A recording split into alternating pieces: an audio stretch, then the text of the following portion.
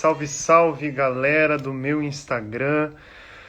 Estamos ao vivo aqui na nossa live especial sobre santidade, sobre a vida de Carlo Acutis. Que honra e que alegria poder fazer esse momento acontecer para a gente falar de um cara que alcançou o céu e com quem a gente tem muito a aprender sobre vida de santidade e sobre santidade possível, sobre santidade alcançável. Cara, que incrível que esse momento aqui vai acontecer. Eu não tenho nem palavras para descrever aqui quais são os meus sentimentos, quais são as minhas expectativas para essa live, mas eu quero já, antes da gente começar, eu também não vou ficar falando muito hoje não, quero já convidar o Padre Fábio, que daqui a pouquinho já deve estar entrando aqui nessa live, para a gente já partilhar. E vai ser só partilha e só vai ser coisa edificante para o nosso coração. E quero entregar tudo nas mãos de Nossa Senhora, para que a Virgem Maria possa cuidar, possa passar à frente e que ela possa verdadeiramente fazer com que essa live seja uma semente de esperança, uma semente de gás para que a gente busque a santidade. Ave Maria, cheia de graça, o Senhor é convosco. Bendita sois vós entre as mulheres, bendito é o fruto do vosso ventre, Jesus. Santa Maria, Mãe de Deus, rogai por nós, pecadores, agora e na hora de nossa morte. Amém. Em nome do Pai, do Filho e do Espírito Santo. Amém. Deixa eu já ver se o Padre Fábio já está por aqui, já vou mandar o convite, porque hoje quem vai falar é ele, a gente escutar um pouquinho mais da vida do Carlo Acutis. Oi, Padre. Tudo bem, meu querido? Prazer imenso estar aqui com você nesse momento. Assis pulsando de emoção, um negócio impressionante.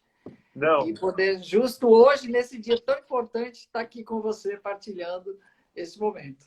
Padre, eu estou muito feliz. Eu não sei explicar a emoção que eu estou sentindo hoje. Quando o senhor me mandou aquelas fotos no WhatsApp, eu comecei a tremer inteirinho, assim, ó. E ainda já estou tremendo só de pensar no Carlo, pensar no que essa live aqui tem para fazer, né? No coração de pessoas. Vou tentar segurar a emoção aqui também. Mas seja bem-vindo, Padre. Uma alegria o senhor poder disponibilizar um pouco do seu tempo para estar aqui com a gente. E hoje não sou eu que vou falar. Hoje eu quero só ouvir e o senhor que vai conduzir a gente, contar um pouquinho mais sobre Carlo. Mas antes de falar de Carlo, eu queria que o senhor fizesse uma breve introdução sobre o senhor, né? Aonde você está? Por que Carlo Acutis? O senhor está em Assis? Por favor, padre. Muito bem, meu querido. Tenho certeza que será uma grande partilha.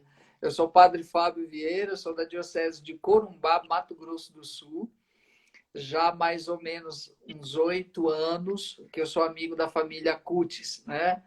E todos os anos eu venho a Assis religiosamente e sempre estava aí no túmulo do Carlo, rezando, na minha diocese, onde eu pude divulgar e assim apresentar Carlo para tantas pessoas. E desde quando o processo do Carlo começou em Milão, ainda quando ele era servo de Deus, eu já era amigo da família. E hoje, mais do que nunca, hoje eu estou morando aqui com a família. Já havia recebido o convite da mãe do Carlos, já há uns 3 anos, para estar aqui um pouco na Associação Carlo Acutis, ajudar. E como o milagre do Carlo acontece no meu estado, no Mato Grosso do Sul, e pelo tribunal que foi aberto lá, eu fui destinado a ser o portador do processo até o Vaticano, e isso estreitou mais ainda o laço, a amizade. E eu pude, até dezembro do ano passado, eu estava pároco da catedral da minha diocese, onde eu pude pedir licença ao bispo para um tempo sabático. E esse ano sabático eu vim fazer aqui e fui acolhido pela família Acutis e a gente pôde estar mais de perto ajudando aqui tanto o pessoal da associação como na postulação, embora todo o processo já tinha sido feito para a beatificação do milagre, né? Mas a gente pôde daqui também contribuir para que o Brasil pudesse conhecer mais ainda o nosso venerável Carlo Acutis e uma experiência extraordinária de estar morando aqui com a família. Mas eu já volto em dezembro novamente para o Brasil e a gente vai continuar agora porque começa a etapa para a canonização, né? Legal. Mas, assim, é uma experiência única na vida da gente, não tem o que dizer. Eu tenho um testemunho belíssimo de dizer, assim, o que foi esse ano na minha vida, aqui com a pandemia, mas de estar com a família do Carlos. Padre, eu quero agradecer aqui publicamente um seguidor que se chama Luan. Foi ele que me indicou o senhor quando eu postei e falei sobre Carlos no Instagram. E graças ao Luan, então, eu conheci o senhor, a gente começou a se falar e essa live foi possível. Eu acredito que o Luan deve estar aqui ao vivo.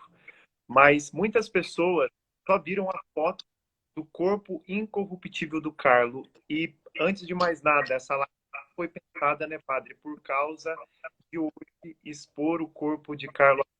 Eu que, sem saber, sugeri a data de hoje por causa da minha, né? Quando o senhor me mandou as fotos, eu quase caí de costas. Eu não sabia que era hoje, né? Então, acho que essa live aqui é muita vontade de Deus para acontecer. Eu quero aproveitar cada pedindo ao Senhor, então, que possa introduzir muitas pessoas. Quem foi Carlo Acutis? Quem é Carlo Acutis? Muito bem. Você se sinta à vontade para interromper, se alguém tiver alguma dúvida, tranquilamente. Eu só Antes de desliguei todo... os comentários para ficar mais fácil, depois eu abro para pergunta se der tempo, tá bom? Ok, muito bem. Primeiramente, é importante falarmos que a santidade ela é um chamado de Deus. A primeira vocação nossa é a ser gente, é a ser humano, porque Deus nos cria e nos chama a ser gente. Uhum. Mas no dia do nosso batismo, nós também somos chamados à santidade. A santidade é algo divino, porém é algo, por ser divino, é algo extraordinário, mas que acontece no ordinário da nossa vida. Da nossa vida. E Carlos acolheu esse extraordinário no ordinário da sua vida. Ele não precisou deixar de ser jovem, deixar de ser criança, deixar de ser gente para ser santo. Porque, infelizmente, há alguns rótulos que nós criamos em torno do sentido da santidade, que cai muito para o puritano, que como se a santidade fosse algo estratosférico e que ninguém fosse digno. É tanto que muitas pessoas até dizem, eu não sou digno. Por que não é digno? É um chamado. Você responde se você quiser, porque você tem livre-arbítrio. Tá? Você tem livre-arbítrio. Mas a santidade é esse extraordinário que vai acontecer no ordinário desde que você acolha. Tá? Como muitas vezes nós também rotulamos o que é ser santo ou uma pessoa santa. Geralmente nós dizemos que a pessoa santa é aquela que fala mansinho, está quietinha, piedosa. Meu Deus, nossa, que santinho. Mas você não sabe o demônio que está dentro dela. Não sabe. Tá? Então, assim, esses rótulos têm que cair por terra, porque se fosse assim, meu querido, Padre Pio não seria santo, porque pensa no homem bruto. Né? Então, assim, a santidade não pode ser rotulada a partir de características, de caracteres humanos somente, porque senão eu perco o extraordinário que é o chamado. Exato.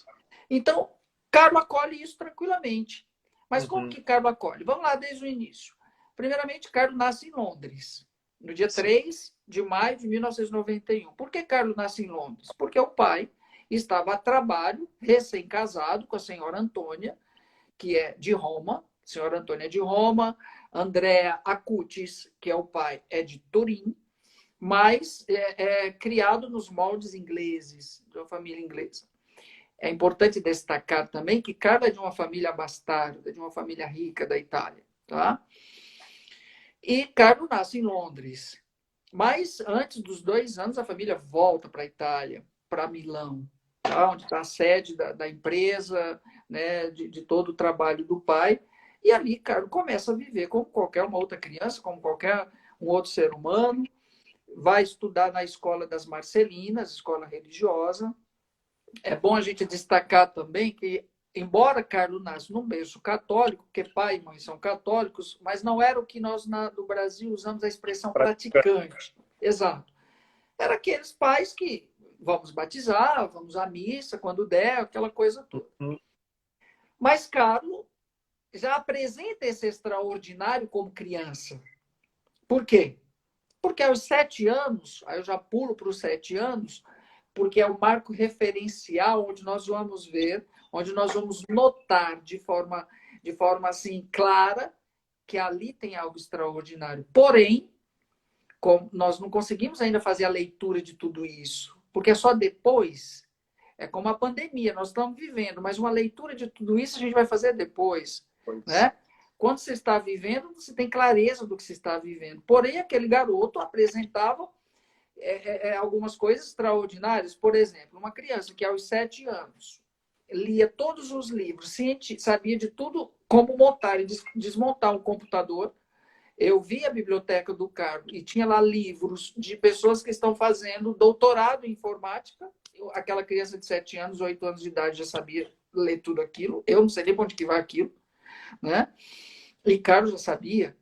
Então, uma criança que aos 7 anos é preciso pedir autorização para fazer a primeira comunhão, porque ele já sabia praticamente não, ele já sabia a doutrina da igreja. Tanto é que Carlos começa a questionar a mãe. E Dona Antônia se sente obrigada a depois a estudar teologia e cursa a faculdade de teologia para estar respondendo as coisas que Carlos já sabia. Outro momento, conversando com Dona Antônia, realmente, Carlos tinha ciência infusa. Tinha ciência infusa. Então, a criança que aos 7 anos, o seu pároco diz, tem plenas condições de fazer a primeira comunhão e faz a primeira comunhão aos 7 anos, e a partir daquele dia, Carlos diz, eu nunca mais vou faltar à missa, mas sem deixar de ser o garoto que gostava de Pokémon, sem gostar de ser o garoto que estava ali na internet. Para a gente saber que a santidade se faz no ordinário. Eu não tenho que mudar o que eu sou, mas o que eu sou vai estar em função do que é a santidade. É aí o mistério. É aí o mistério, né? E Caro, aos 7 anos, não deixa mais de ir à missa. E nessa época ele já tem o seu babá, porque Caro sempre teve babás, né? E aí é que entra o seu babá, no qual acontece uma grande conversão. Rajers era de família, de religião hindu. Ele era de casta brahma. E quando ia levar Carlos na escola, eu conheci a casa do Carlos ali em Milão, quando você dobra assim na esquina, tem a igreja. Carlos tinha que passar para fazer 10, 15 minutos de adoração santíssima. E o Raja fazia junto, sem saber o que estava acontecendo, porque ele não entendia nada daquilo. Mas ele perguntava o que é. Aí Carlos não perdia a oportunidade. É aí que entra o Carlos com 7, 8 anos, 9 anos de idade, catequista. Por quê? Porque Raja se converte, é batizado e hoje é casado na igreja. Né? Então, assim, por influência de quem? Do Carlos. Porque Raja, mas o que ele faz tanto ajoelhado olhando para aquilo ali? Oh, aquilo ali chama-se sacrário, tabernáculo. E o que está ali é Jesus. Né? Para uma criança, Roger, chegar à compreensão de que a Eucaristia, a sua autoestrada para o céu, a autoestrada aqui na Itália são as rodovias rápidas, velozes. No Brasil, não é a melhor expressão, não, porque as nossas rodovias são cheias de buraco e nunca chega, né? Então, para o Brasil, nós achamos, até nós traduzimos para a nova novena, via expressa. Porque nós temos no Brasil as vias expressas, que vai mais rápido. Que Cabo quis dizer o seguinte, olha, a forma, o meio, o caminho mais rápido para chegar ao céu é a Eucaristia. Ou seja, um já pré-adolescente que é capaz de dar um tapa na cara de nós padres e de muita gente que não valoriza a Eucaristia como centro da sua vida. Aí nós vemos quanta coisa feita de forma, em nome da criatividade, que destrói o mistério eucarístico. Eucaristia será sempre sacrifício que se oferece a Deus. E Carlos, desse ponto de vista, era tradicional. Se é tradicional, preservar aquilo que é essencial. Né? Eucaristia é a minha estrada para o céu. Aí hoje nós estamos diante de uma pandemia onde a Eucaristia foi tirada de todo mundo. Aí todo mundo está sentindo falta, mas quando tinha, não valorizava como deveria. Mas aquela criança já soube entender e soube dizer para todos nós que era seu caminho para o céu. Exatamente. Continua a vida de Carlos. Carlos tinha um hobby. Qual era o hobby do Carlos? Era estar no seu computador. Era estar no seu computador. Aí, uma vez me perguntaram, padre, o Carlos tinha diário? Tinha, o diário do Carlos era o computador. E depois se descobre que ali, naquele diário, o Carlos tinha compilado e tinha feito, inclusive vai ser amanhã de manhã aqui na Catedral de Assis, vai ter a exposição dos milagres eucarísticos. Carlos pesquisou quase 200 milagres eucarísticos, acho que nem nós, padres, nem eu sabia que existia. E aquele menino ficava lá buscando aquilo que era o centro da sua vida, o E numa amor e a época, Eucaristia. e numa época que a pesquisa no Google não era rápida igual é hoje, né? Exatamente. Digamos que ela começou isso aí depois do ano 2000, 2000 a 2006, 6 anos fazendo isso. Quando estava de férias, estava tentando buscar qualquer coisa, né? Porque não tinha WhatsApp, não tinha nada disso, mas tinha internet. Ele usava para pesquisar de alguma forma e conseguiu fazer uma belíssima exposição que já rodou o mundo. Uhum. Paralelo a isso, também ele pesquisa as devoções à Nossa Senhora, A né? Senhora de Fátima. A Nossa Senhora de Fátima podemos dizer assim, que é o centro doutrinário da vida de Carlos com relação à Nossa Senhora. A Mariologia é a mensagem de Fátima. A mensagem de Fátima é para Carlos, porque está intimamente ligado à doutrina da igreja, que muitos querem negar. Mas Carlos era muito, como fala no italiano, atacado, ou seja, apegado a essa devoção a Fátima. É tanto que ele dizia que os pastorinhos de Fátima eram os seus melhores amigos. Né? Eu acho que uma bolsa, um terço do Carlo lá em Fátima, né? No Sim, santuário. teve uma exposição que a dona Antônia enviou a mochila, o terço dele, né, que ele rezava, para uma exposição que teve. Inclusive, eu tive até nessa exposição também lá em Fátima que teve. E que depois tudo isso vai ficar aqui, vai ter um memorial do Carlo Acutis, que já está sendo feito aqui, na Associação Carlo Acutis, e vão estar todos esses objetos que pertenceram a Carlo, a sua câmera fotográfica, aquilo que era mais... Por você ter ideia, quando começou o processo do Carlo, a primeira coisa que foi apreendida foi seu computador. Uhum. Foi como se fosse o FBI fazer uma varredura para ver se tinha algo que desabonasse. Uhum. Nada desabonou a pureza do Carlo. Aí vem a mensagem para quantos jovens que pegam a internet para ver coisas que, né, que não acrescentam. E a vida do Carlos vai continuando. Aí, dentro de tudo isso daí, nós vamos tendo expressões desse jovem que era belo exteriormente, porque Carlos era muito bonito, né? E chamava atenção onde passava, não só pela beleza física, mas pela beleza da alma que transcendia. Uhum. Tanto nas ruas de Milão, como o seu encantamento por Assis, que faz a família mudar para Assis. Né? Porque Carlos tem a sua devoção primeira a São Francisco. Uhum. Né? Carlos se inspira em São Francisco. Tanto é, hoje na homilia, Monsenhor Sorrentino lembrou, né, na homilia hoje da missa, belíssima a homilia do Bispo de Assis hoje, falando de Carlos e usando todos esses termos do mundo digital para falar de Carlos. Mas ele escreveu um livro baseado numa frase de Carlos muito importante, numa reflexão de Carlos, onde Carlos diz que todos nós nascemos originais, mas muitos morrem fotocópias. Ou seja, Carlos é um outro Francisco, no sentido de que ambos nascem em famílias abastardas, mas no seu tempo acolhe o chamado de Deus à santidade e dá uma resposta à humanidade. Francisco dá uma resposta forte à humanidade da época, com a pobreza. Carlos também, porque Carlos é extremamente desapegado, mas no tempo de hoje, 2006, nós vemos que Carlos juntava os dinheirinhos dele, os eurozinhos dele, que ele ganhava da avó, do pai, de alguém, e saía comprando cobertor para dar aos pobres, o pessoal da Rua de Milão. Ele ajudava umas obras sociais com as economias dele. Então, assim, essa generosidade era natural no Carlos. Né? Então, assim, para você ter ideia, Roger, no dia que Carlos morreu, Dona Antônia não entendia de onde que veio tanta gente para ver o filho. Porque eles são uma família extremamente reservada, extremamente... Ninguém sabia da família Cutes. E Roger, não, mas é porque Carlos ia na periferia. Não, é porque Carlos ajudava.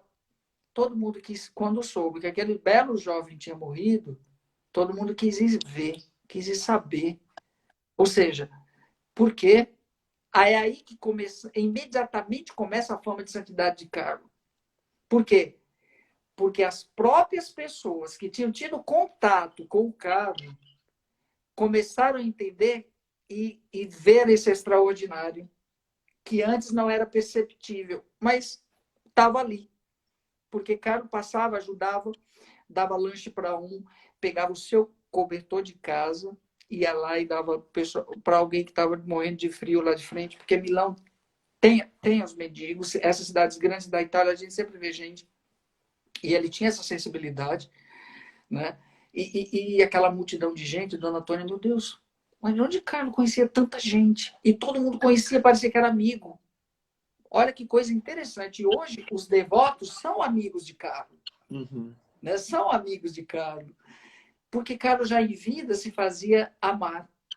De uma forma muito... Carlos tinha uma característica muito interessante. Muito interessante. Ele era extremamente cômico. Cômico. Né? Eu digo sempre que Dona Antônia, Carla era a versão masculina da mãe. Porque Carla e Dona Antônia é uma coisa só. Se você for olhar assim, Dona Antônia, quando a gente está nas refeições, hoje mesmo, que a gente deu risada, a cada 10 palavras a gente dá risada, porque Dona Antônia transforma tudo em alegria. Nesses 10 meses que eu estou aqui, eu nunca vi essa mulher acordar, amanhecer triste, ou com alguma, sem um sorriso, ou sem algo para contagiar a gente. Que legal. Carla era a mãe. Né? Acho que Dona Antônia porta muito bem ao mundo, porque ela é quem fala ao mundo pelo filho, o pai extremamente reservado, não quer aparecer.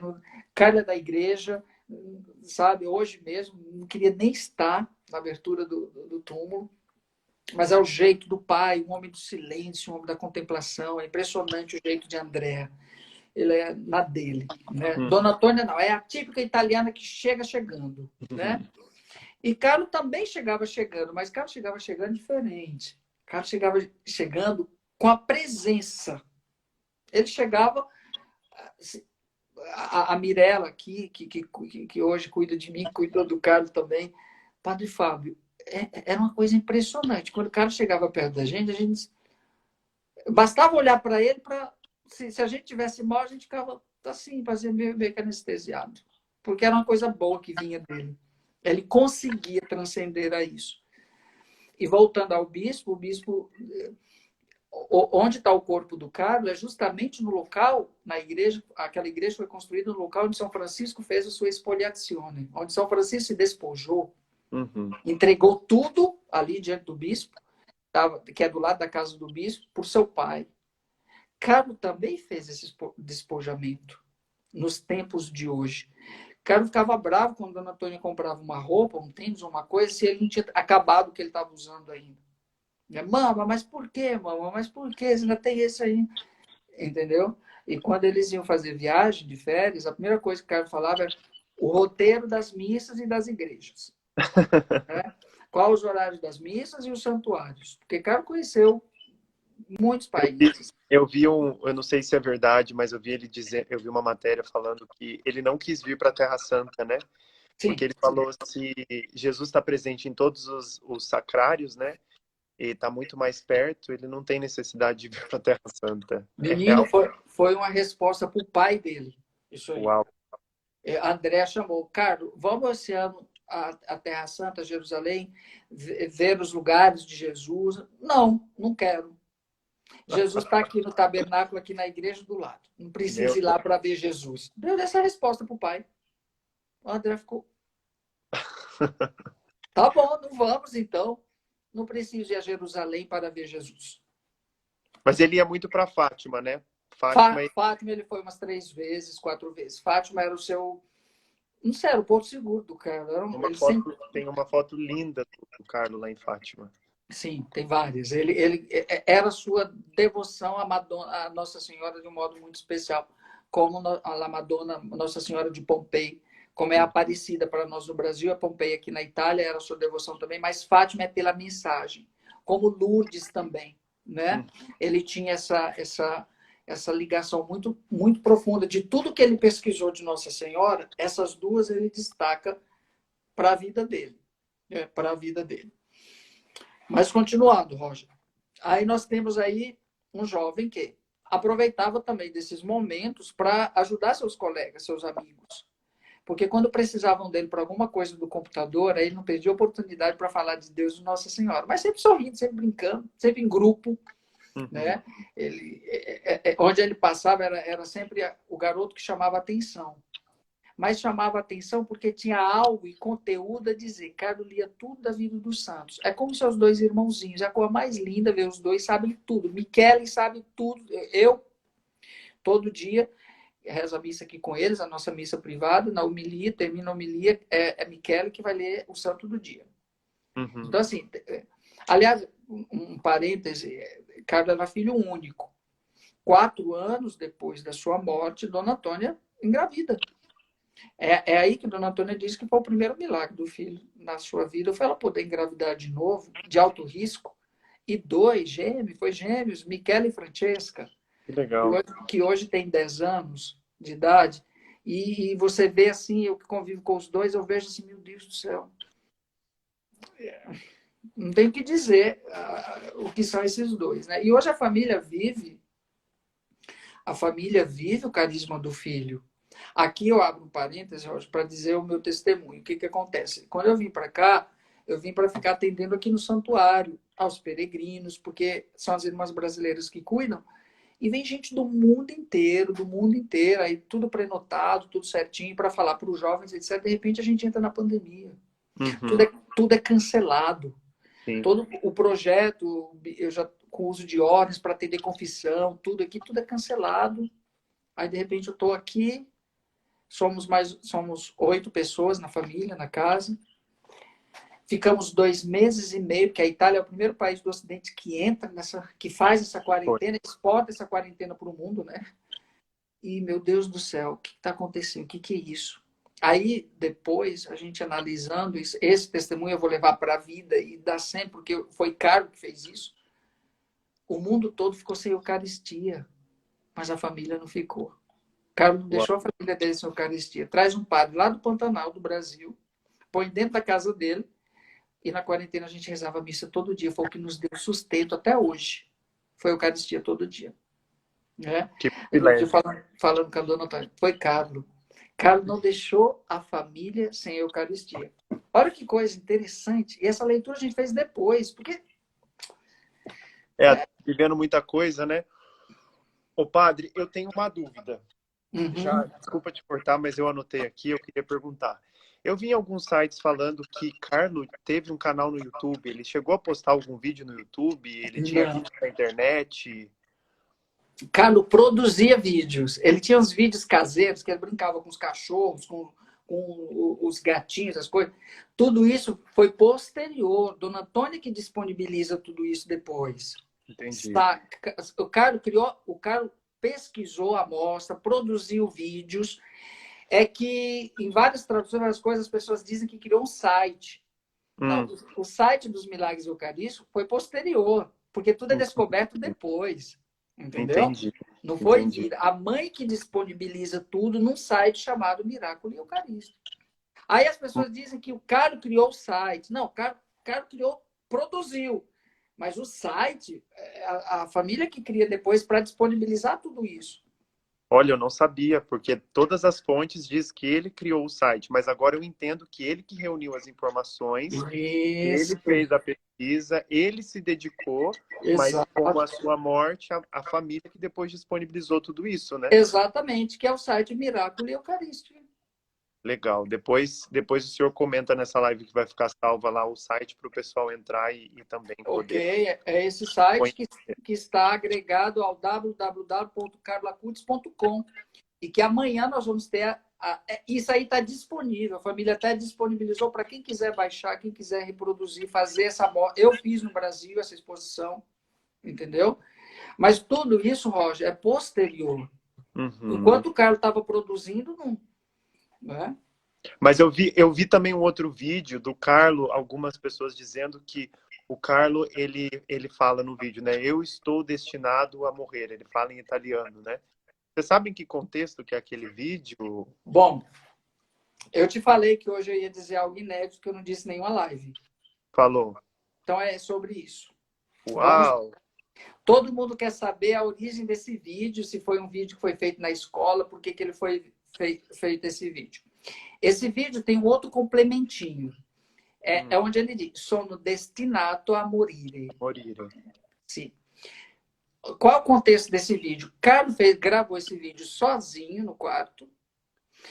Tem um pedacinho antes, que não foi publicado, não sei o que aconteceu, onde ele diz que quando ele chegar aos 70 quilos, sono destinato a morire. E Carlo morre com 70 quilos. Misericórdia. Só que esse vídeo ele fez sozinho e guardou no computador. Depois que Carlo morreu, Dona Antônia sonhou com Carlo dizendo que tinha um testamento. É aqui o inédito, que eu nunca falei. Inclusive a nona que me contou todos esses detalhes. E Dona Antônia ficou... Carlo, eu sonhei com Carlo dizendo que tinha um testamento. Mas que testamento é isso? Que testamento?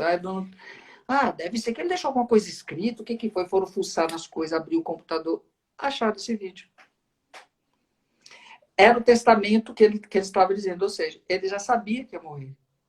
Era o testamento dele. Quando eu completar os 70 quilos, sono destinato a morire. Meu Deus. Ou seja, esse testamento era uma profecia. E Dona Antônia achou esse vídeo. Ela entendeu que esse testamento que Carlos falou no sonho para ela era isso. Ô, padre, primeiro de tudo, né? Quando a gente teve essa ideia da live, né? Eu comentei com o senhor, acho que a gente conversou antes do mês de setembro, aí depois veio o mês de setembro, aí vai rolar live, não vai? Eu tava com a cabeça de jogar para outubro, para a gente poder já entrar nessa expectativa que eu sabia da canonização dele, que vai acontecer agora dia 10 de outubro, né? Beatificação. Beatificação, desculpa. Beatificação agora dia 10 de outubro, certo? Certo. Vai acontecer aí em Assis, no dia 10. Isso. Certo. E aí eu comecei a pensar, né? Porque Carlo ele foi apresentado para mim ano passado, se eu não me engano, ano passado. Um pessoal da Canção Nova veio me perguntar, eu tinha acabado de conhecer Carlo, e um pessoal da Canção Nova veio me perguntar se eu já conhecia Carlo Acutis, porque eles queriam fazer um livro para adolescentes, para jovens, falando sobre a vida de santos, beatos, futuros santos. E foi quando eu comecei a me aprofundar na história de Carlo. Porque aqui no trabalho eu ganhei uma foto, uma frase dele traduzida para o português um olhar para si mesmo é um olhar triste, a alegria é quando eu olho para Deus. Eu não sei. A felicidade. Exato. Isso. Então, a partir daquela frase, Deus falou muito comigo, eu pesquisei sobre a história de Carlo e ali eu fui entendendo, né, que mesmo não sabendo a fundo toda a história com toda a propriedade que o senhor está falando, eu pude perceber que Carlo, naquela época, ele já foi um influenciador, né? Querendo ou não, né? Igual o senhor disse nessa live, que ele não postou na internet os milagres eucarísticos, ele não postou os vídeos, mas, de certa maneira, ele fez a pesquisa e esse conteúdo hoje influencia jovens do mundo inteiro. Então, a santidade atrelada a uma vida de apostolado, a uma vida de querer anunciar as maravilhas de Cristo, né? Querer anunciar a verdade com a qual eu me encontrei. Então, para mim, eu dei o nome para essa live de influencer, né? Carlo Acutis, influencer e santo, porque a santidade, como o senhor disse no começo, ela é para todos e ela pode ser buscada por todos. E essa influência do Carlos, ela é decorrência por causa da busca pela santidade, podemos dizer assim? Tranquilamente. E muito mais do que pela busca, mas da própria vivência. Da própria vivência. Porque ele acolheu. Ele acolheu. E esse acolher faz com que justamente eu me comprometa de alguma forma a querer passar para o outro. A querer transcender aquilo que eu recebi. E ele fazia isso com as pessoas que estavam ao seu redor, e quando ele produziu todo esse material, quando ele fazia os seus vídeos, né? Então, tudo isso é como se fosse já uma preconização do que justamente hoje nós estamos falando. Porque quando perguntaram para a Dona Antônia, depois que surgiu na Itália, foi na Itália que surgiu toda essa história de influencer de Deus e cyberapóstolo.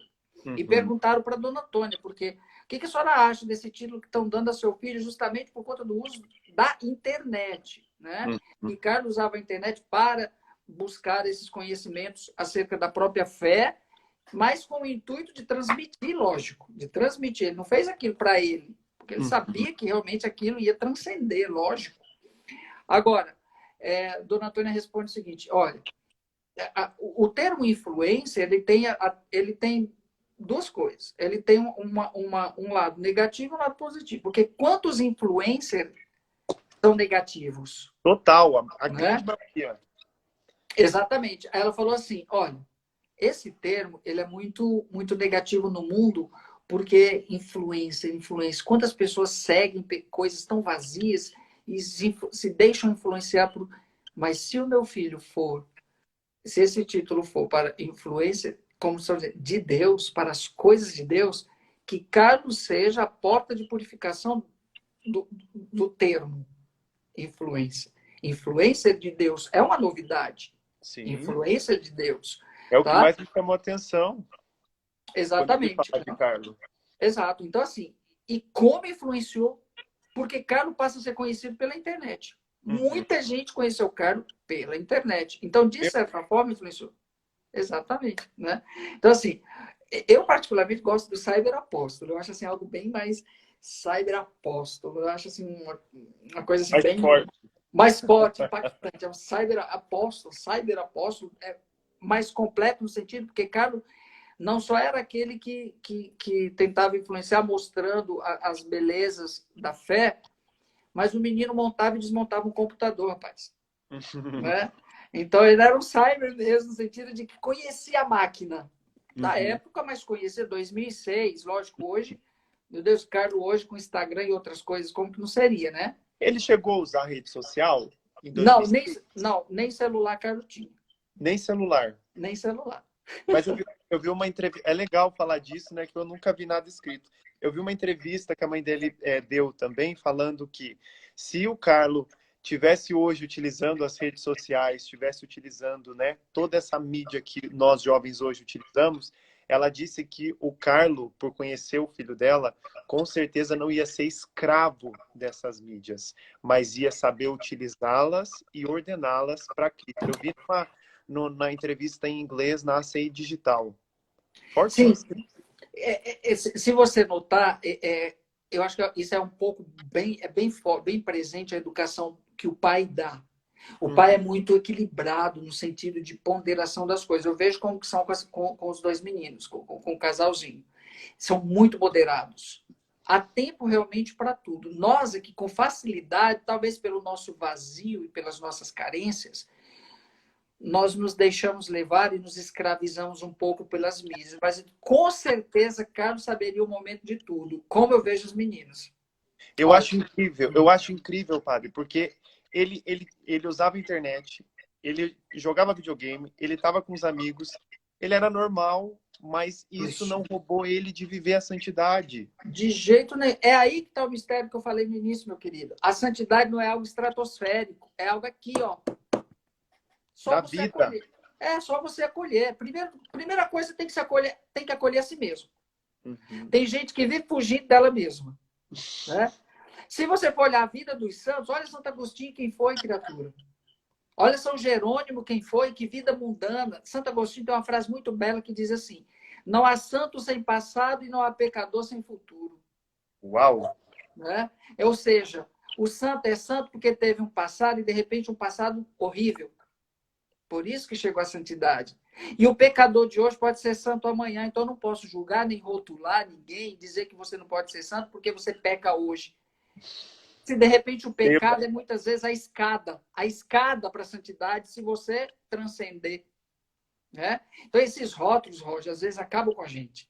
Essas ideias erradas de santidade que as pessoas têm, puritanas. Isso é terrível. Eu odeio esses rótulos, padre. Eu amei o que o senhor falou no começo, porque assim, eu tenho 26 anos e quando eu decidi entrar para a Canção Nova, né, viver uma vida missionária, era o que eu não queria. Eu falava para os meus formadores, falava para o meu diretor espiritual, falava para minha família, falava para todo mundo.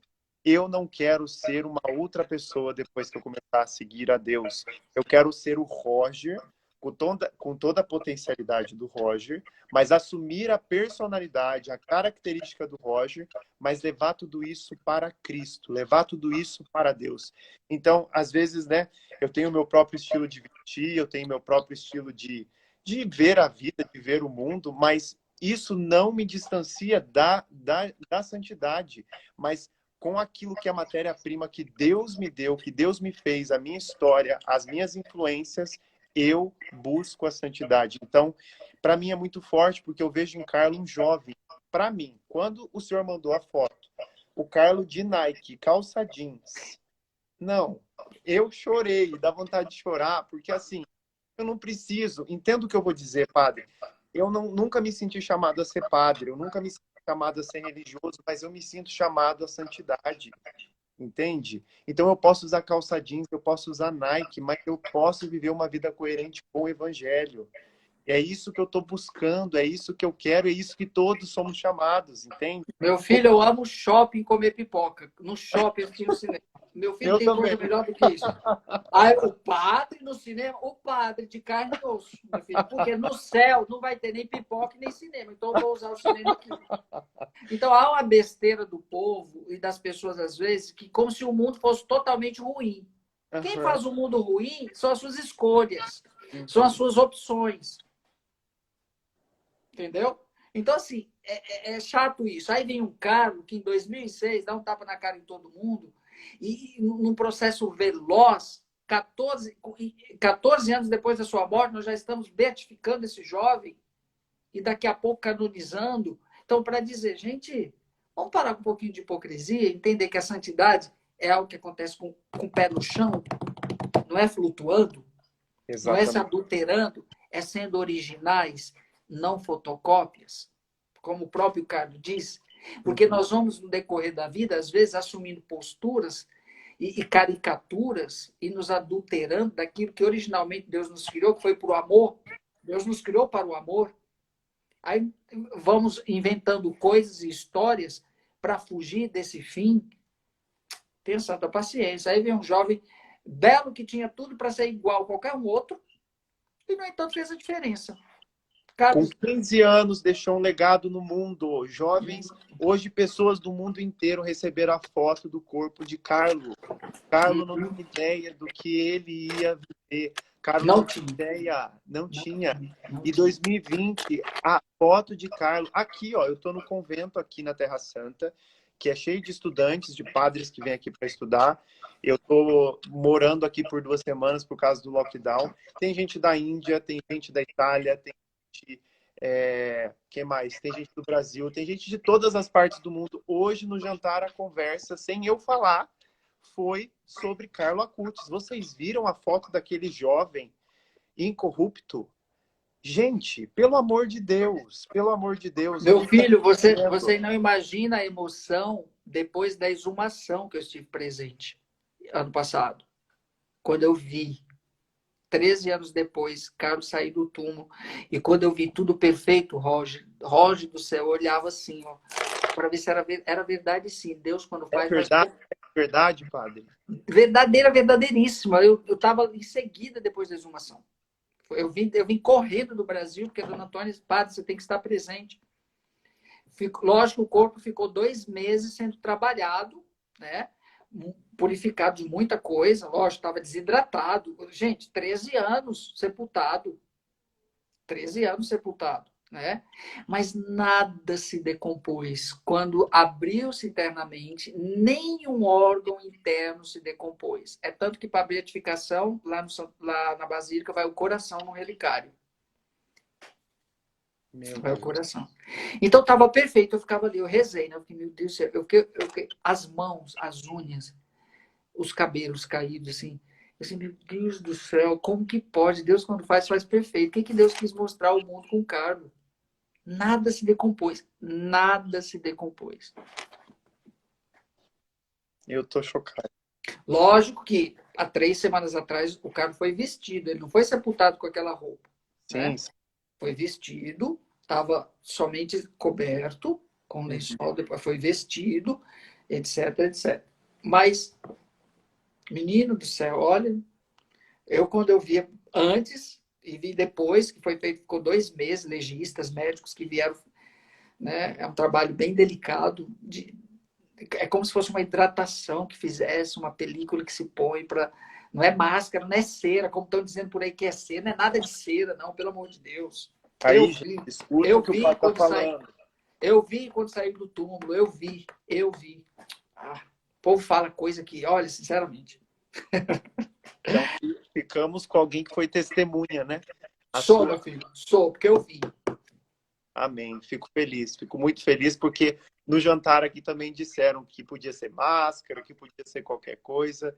Então, se o senhor viu saindo ali o corpo. Vi e atesto, lógico que teve todo um tratamento. Isso, Aham, o corpo ficou 2 meses em tratamento para não se decompor nunca mais. Agora aham, realmente não vai se decompor mais mesmo. sim. Mas o menino estava perfeito. Eu ficava olhando assim, mas como pode? Nada resiste ao tempo. Padre Pio, os dedos se decompuseram. A roupa realmente estava toda apodrecida. Não sobrou nada da roupa, nem do caixão. Tava assim, né? Do caixão só sobrou esse pedacinho aqui que eu fiquei para mim, pedacinho do caixão, da madeira do caixão, tá? Você Uau. pediu para mostrar uma relíquia. E o cinto dele não se decompôs todinho, aí eu fiquei com um pedacinho do cinto dele. Ô, padre, manda uma relíquia para mim. Vou mandar assim, ó, de terceiro grau já estamos fazendo para serem mandados, não se preocupe. E o anjinho que ficou no túmulo dele, todo o tempo que ele ficou sepultado, tinha 2 anjinhos. Aí um ficou comigo, outro com o Padre Marcelo. Que legal. Padre, eu acho que a gente falou bastante, a gente conversou muito e acho que enriquece muito o nosso coração. Falar de santidade, santidade possível, coisa real, coisa concreta, né? E é o grande, hoje a juventude eu percebo que está perdida com tantas referências erradas no mundo, com tantas pessoas buscando coisas completamente aversas ao evangelho, né? E Carlo Acutis, em 2020, vem com um corpo incorruptível, né? Mostrar sua vida de santidade, que é possível ser santo, que a santidade é para todos e que nós somos chamados na nossa vivência, no nosso dia a dia, na nossa miséria, né? Nos nossos pecados, Deus nos chama a buscar a santidade. Eu Menino, acho Jesus veio para os pecadores, não foi para os justos. O justo já está justo, foi para os pecadores, para que haja conversão. E é possível ser santo sem deixar de ser jovem, sem deixar de ser o que você é. Entendeu? É tirar os rótulos que a gente falou no início. Porque se a gente ficar com esses rótulos bestas que criam por aí de santidades, misericórdia. que Olha, não. pensa em 12 pessoas mais complicadas da face da terra que Jesus escolheu para estar com ele. Foram os Uhum, 12 apóstolos. uhum, Pensa que turma terrível que foram esses 12. Não foi uhum. pessoas perfeitas. Se Deus quisesse que tudo fosse E, perfeito, meu filho, estaria aqui tudo anjo. Anjo Roger, anjo é, Pascoal, isso que eu tudo ia anjo. falar. E continua chamando os mais difíceis, né? Meu filho, dos complicados é que vinha as coisas boas. Padre, para a gente encerrar esse nosso momento e depois eu vou abrir para pergunta, eu quero que o senhor pudesse, na prática, 3 ou 5 coisas aí que a gente pode aplicar da vida de Carlo na nossa vida hoje. Nós, jovens, que a gente pode olhar para Carlo Acutis e vivenciar na santidade do dia a dia. Como? Palpável? Como é que eu aplico isso? Primeira coisa, dialogar com seus conflitos. Não fugir de você mesmo. Nós temos uma verdadeira mania de querer fugir das coisas e, ao fugir delas, nos esvaziamos. Dialogue. Dialogue com o que você é, porque Deus te fez assim. O que precisar ser mudado, vai ser mudado a partir da consciência e do diálogo que você fizer com você mesmo, com as suas coisas. Aceite você como você é, primeira coisa. Um outro grande ponto fundamental, que é pilar da fé, é ser católico. Por que Carlos foi santo? Porque foi católico. Basta. Carlos foi católico de verdade, não foi católico de meia tigela. E ele fez e mostrou o que é ser católico de uma forma muito simples, que muitas vezes nós não nos damos conta. Amando a Eucaristia e rezando o terço. Coisas que o Roger tem que fazer e muitas vezes não fazemos, não amamos. E Carlos fez. Só a segunda coisa, ser católico de verdade. Para ser santo tem que ser católico, mas católico de verdade. Uhum, Terceiro ponto, um amor profundo, como eu disse, um amor profundo à Nossa Senhora. Era a uhum, única mulher da sua vida. Carlos, com certeza, foi muito perseguido pelas meninas. Muito. uhum. Imagina, ainda mais italianinhas aqui, meu filho. Lógico que foi. Carlos dizia: a única mulher da minha vida, Nossa Senhora. De uma forma muito carinhosa, sabe? De uma forma muito, muito tranquila, né? Muito tranquila, sem problema nenhum. Um quarto ponto que eu acho fundamental também, que às vezes nós esquecemos: a Sagrada Escritura. A Sagrada Escritura. Você que está aí no berço da Sagrada Escritura, Carlos todo dia lia o Evangelho. Ele deixou para a gente 8 segredos, mas eu destaco esses. O amor que Carlos tinha pela palavra de Deus. Né? A palavra de Deus norteava realmente sua vida. Num pequeno versículo que ele lia por dia, na Bíblia que ele lia por dia, que ele chamava a mãe dele para ler, que ele forçava a família a viver isso. Né? Então, isso era muito, muito forte, muito, muito presente. Né? E um quinto ponto, que é fundamental, é que consiste realmente em fazer esse belo caminho da santidade, é procurar não se colocar em situações de risco. Uhum. Né? Carlos dizia que nós precisamos da confissão como um balão para subir. Eu preciso me esvaziar. Ou seja, eu não posso fazer do pecado o pecado de estimação. Porque tem gente que tem pecado de estimação. Todo dia abraço, vem aqui meu pecadinho. Porque hoje nós vivemos com um tal de relativismo. Tá? Nós convivemos com o relativismo do tudo pode. Exato. Tudo que é contrário ao amor é contra Deus, porque Deus é amor. E Carlos tinha muito claro isso. Então, meu querido jovem, você não está impedido de amar. Não está. Desde que os seus olhos, o seu coração... Aí vem o último ponto, é ter um projeto de vida. Carlos, na sua primeira comunhão, elaborou seu projeto de vida. E qual era? Estar sempre com Jesus. Sem deixar de ser o que eu sou, mas estando com Jesus. Agora, pergunta, Roger, para muitos jovens e para muitos adultos, qual é o projeto de vida deles? Eles não vão saber dizer. Eles vão dizer que é profissão, quer ser médico, quer... Não, peraí. Profissão está dentro do projeto de vida. Mas o projeto de vida, antes de tudo, tem que ter uma referência, um eixo. E essa referência para o projeto de vida do cara está sempre com Jesus. Então, acho que se a gente fizer esses passos de forma concreta, eu não diria que nós vamos ser santos como o Carlos, né? Mas a gente se aproxima um pouquinho. Mas a gente tenta, a gente só não pode desistir, né? Eu Não. acho que muitas vezes a gente é tentado a isso, a parar no meio do caminho, eu não tenho jeito, eu não consigo, e aí desiste. Eu acho que o desistir é onde a gente não pode estacionar. É olhar mesmo para a nossa miséria, para os nossos pecados, para aquilo que a gente é, e sempre ter esse olhar voltado para Deus, né? Não para si mesmo, mas para Deus. Nonio, Madio. Não eu, mas Deus. Sim, sim, sim. Padre, vamos ver aqui, tem algumas perguntas, eu já vou ligar os comentários, mas estão perguntando aqui, a família ainda tem a Bíblia do Carlo? A família Kutz ainda tem a Bíblia do Carlo? Meu filho tem tudo, até essa camisa vermelha aqui, tá belíssima, vai ficar tudo no memorial do Carlos. Tem a Bíblia, tem a câmera fotográfica, texto, essa camisa vermelha, tem tudo. Que legal, que legal. Tá? O guarda-roupa dele tá lá montado aí. Deixa eu ligar os comentários, que as perguntas que mandaram aqui para mim, já todas o senhor respondeu. Se o corpo era incorrupto, que mais que perguntaram aqui? Sobre a luta dele contra a doença. Foi muito rápida, né, padre? Foi. Carlos morre em 3 dias. Descobre a doença na terça-feira, no sábado já estava morto. Uma leucemia tipo M3, que na época não tinha cura nem tratamento. Hoje já tem. Meu Deus. Hoje já tem. Uma leucemia, é tipo um derrame que dá em todas as vezes. Carlos transpirou sangue. Transpirou sangue. E as dores eram terríveis. E Carlos numa serenidade no hospital. Quando o médico chegou, porque a mãe e a avó ficou o tempo todo com ele, você está sentindo alguma dor? Não. Tem gente que sofre mais do que eu. Ofereço tudo isso pelo Papa. Ele sofre mais do que eu. Pelo amor de Deus. 15 anos e está ensinando gente aqui de todas as idades, né? Carlos dialogava com as coisas. Era como São Francisco. A morte era sua irmã.